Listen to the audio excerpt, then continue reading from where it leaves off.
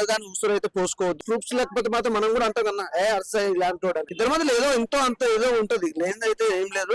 హీరోకి అయితే అంతగానో సెట్ కనపడదు. మంచి పొజిషన్ లో ఉన్న వాళ్ళని బ్లేమ్ చేయడం తప్పు.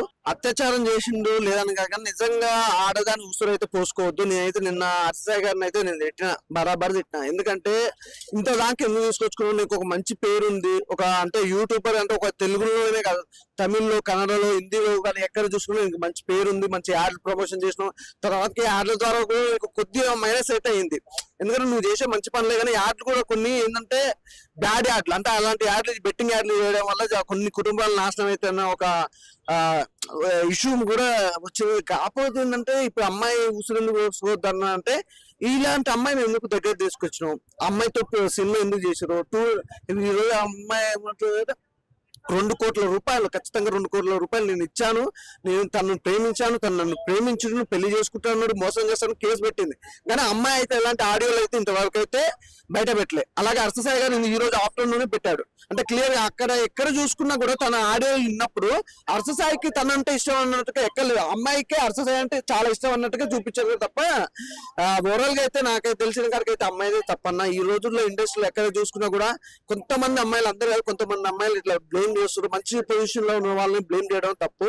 ఆ పొజిషన్ రావడానికి ఎంతో కష్టపడతారన్న ఎవరైనా. ఇప్పుడు జానీ మాస్టర్ అయినా, మన రాజ్ తరుణ్ అయినా, ఈ రోజు చూసుకుంటే అర్ససాయి అన్న, స్థాయి రావాలంటే అంత ఈజీ అన్న. అంత మంచి పేరు వచ్చినాక ఈ రోజు అర్ససాయి మీద ఇలాంటి రూమర్స్ అంటే ఎలా తీసుకుంటారు? నాకు తెలిసి అయితే అమ్మాయి అయితే చాలా తప్పు ఇలా చేయడం. అర్ససాయి నిర్దోషిగా బయటకు వస్తాడని అనుకుంటున్నారు. ఎందుకంటే ఈ రోజు అయితే ఆడియో అయితే రికార్డ్ అయితే బయట పెట్టింది, అలాగే ఒక వీడియో క్లిప్ కూడా బయట పెట్టారు. అమ్మాయి అయితే ఇంతవరకు అయితే ఏది బయట పెట్టలేదు. ఇప్పుడు చూసుకున్నప్పటికైతే అర్ససాయి గారు అయితే మంచి వ్యక్తి అన్న నాకు తెలిసిన వరకు. మరి ఇలాంటి సాయం చేసే వాళ్ళ మీద ఇలాంటి అత్యాచారం చేసిండని కేసులు వస్తే ముందు కొన్ని రోజుల తర్వాత ఇన్స్పైర్ అయ్యి కొందరు సాయం చేయడానికి ముందుకు వస్తారని అనుకుంటున్నా. అదే కదా, ఇప్పుడు ఒక మంచి చేసే వ్యక్తిని సార్ మంచో చెడు చేస్తున్నా మనకు సంబంధం లేదు, 10 మందికి అయితే మంచి అయితే జరుగుతుంది. ఆ జరిగేటప్పుడు ఇలాంటి రూమర్స్ రావడం, ఎందుకంటే మనిషిని ఎంత మంచోడైనా ఒక్కసారి 2 సార్లు చూస్తాడు, 3సారి మంచోడు అనేది రాదు ఆ పదం అనేది. ఇప్పుడు అర్ససాయి విషయంలో కూడా అదే జరుగుతుంది. ఎందుకంటే అప్పట్లో బెట్టింగ్ విషయంలో ఒకటి, అలాగే యూట్యూబ్ ఛానల్స్ గురించి ఒకటి అయింది. ఇప్పుడు ఈ అమ్మాయి విషయంలో ఒకటి కావడం కొద్దిగా బాధ అనిపిస్తుంది. ఎందుకంటే మనకే డౌట్ వస్తుంది మంచోడా చెడ్డోడా అని. ఒకవేళ ప్రూఫ్స్ లేకపోతే మాత్రం మనం కూడా అంటాం కన్నా అర్ససాయి ఇలాంటి అని. అట్లా అంటే ఒక సినిమా ఇండస్ట్రీకి వస్తే పెద్ద హీరో అవుతాడని కావాల్సి ఎవరైనా కుట్ర పనుకొని ఇలా చేస్తారు. పెద్ద హీరో అంటే అది కాదులే భయ్య, మనం ఓపెన్ గా మాట్లాడతాం. అర్ససాయి అనే వ్యక్తి ఒక జెన్యూన్ పర్సన్ అనుకోవచ్చు, లేకపోతే 10 మందికి హెల్ప్ చేస్తారు. కానీ గట్టి హీరో అయ్యే ఫిజిక్ కాదు, ఒక హీరో గ్లామర్ అయితే కాదు. కాకపోతే హైట్ ఉంటూ పర్సనాలిటీ ఉంటూ అంతేగాని హీరోకి అయితే అంతగానో సెట్ కనపడదు. అమ్మాయి ఇలా ఎందుకు చేస్తారు అనుకుంటుంది?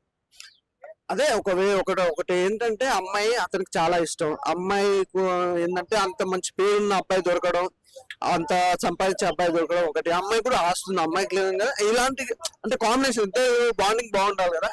అమ్మాయి అలాంటి బాండింగ్ కోసం తన్ని కొద్దిగా ఫోర్స్ చేసినట్టు అనిపించింది. అంటే అర్ససాయి చేసుకోవడం, పెళ్లి చేసుకోకపోవడం వల్ల ఇది బయటకు వచ్చింది అంటారా? అంతే కదా భయ్య. ఇంత ముందుకి వాళ్ళు ఇప్పుడు ఒకటి చెప్తే చూడండి, విల్ల ఈ అమ్మాయి ఎందుకు సజెషన్ చేయాలా, తను ఎందుకు ఉండాలి ఒకటి. నెక్స్ట్ వచ్చేది వీళ్ళిద్దరు మామూలుగా సినిమా డిస్కషన్ రెగ్యులర్ గా కలవడం ఏంటి, అలాగే నెక్స్ట్ వచ్చేంటి, నెక్స్ట్ పాయింట్ ఏంది, అమ్మాయి 2 కోట్లు ఈ సినిమాకి ఎందుకు ప్రొడ్యూసింగ్ చేయాలి, ఏదో ఒక సాంగ్ ఏదో అనుకున్న వాళ్ళు సినిమా ప్రొడ్యూసింగ్ చేసే కాడికి వచ్చిందంటే ఇద్దరి మధ్యలో ఏదో ఎంతో అంత ఏదో ఉంటది, లేనిదైతే ఏం లేదు. కాకపోతే ఏంటంటే తను బ్లేమ్ చేయకుండా మాట్లాడుకుంటే అయిపోయేదాన్ని. ఇప్పుడు జానీ మాస్టర్ విషయంలో కూడా అంతే కదా భయ్య, మీరు 2 రోజులు ఉన్నారు, తర్వాతకి బ్లేమ్ వచ్చే అమ్మాయి అంటే కొంతమంది వెనకాల నుంచి సపోర్ట్ చేస్తారు భయ్య, మీరు అలా చేయండి ఇలా చేయండి, ఆయనకు ఫేమ్ ఉంది కదా, ఆయనకు డబ్బులు ఉంది కదా, ఆయన బ్లేమ్ చేయండి, మీరు మంచిగా ఉండండి, వాళ్ళని వాడుకొని మీరు సెలబ్రిటీ గా మారచ్చు, లేదంటే మీరు డబ్బులు సంపాదించుకోవచ్చు అని కొంతమంది వెనక సపోర్ట్ చేస్తూ ఉంటారు భయ్య.